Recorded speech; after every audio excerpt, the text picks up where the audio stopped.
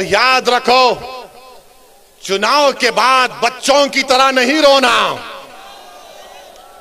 چناؤ کے بعد بچوں کی طرح سسک سسک کر نہیں رونا.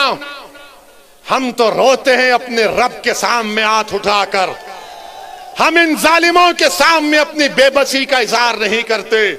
ہم رب کائنات کے سامنے اپنی بے بسی کا اظہار کرتے ہیں، کیونکہ وہ غفور الرحیم ہے، وہ ستار ہے، وہ غفار ہے، وہ لطیف ہے، اور اللہ ہم کو کامیاب اور کامران کرے گا. دلوں میں محبت ڈالنے والے کا کام تو اللہ کا ہے، دلوں کو موڑنے کا کام تو اللہ کا ہے. میں تو بار بار کہہ رہا ہوں کہ اپنے دل پر ہاتھ رکھ کر میں نے آج آدھے گھنٹے 40 منٹ میں جو کچھ کہا، سوچو. آپ اپنے گھر کو جاؤ، رات کے اندھیرے میں اگر تم اٹھتے ہو تو سوچو اس بات کو. کب تک ہم سسکیاں لے کر، کب تک ہم اس غیر یقینی کیفیت میں اپنی زندگی کو گزاریں گے؟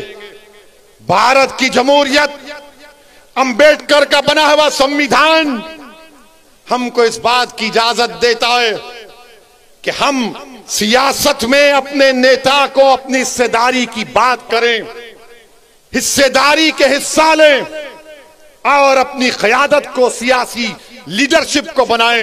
اس سے بھارت مضبوط ہوگا، اس سے بھارت کا سمویدھان مضبوط ہوگا.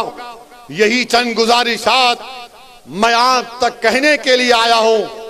آپ سے صرف گزارش کروں گا کہ اگر آپ ہمارا ساتھ دیں، اللہ آپ کو سلامت رکھے. اگر آپ نہیں دینا چاہتے تو اللہ تب بھی آپ کو سلامت رکھے.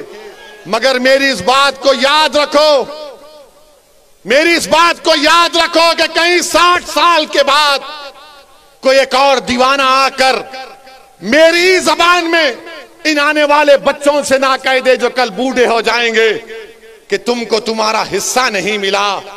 حصہ اسی وقت ملے گا جب آپ اٹھ کھڑے ہوں گے، سیاسی قیادت بنائیں گے، اپنے ووٹ سے اپنی پارٹی کو کامیاب کریں گے.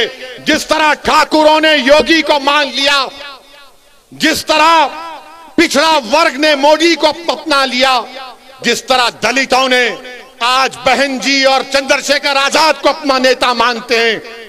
آؤ مسلمانوں، تم مجھے نہیں تو خود نیتا بن جاؤ.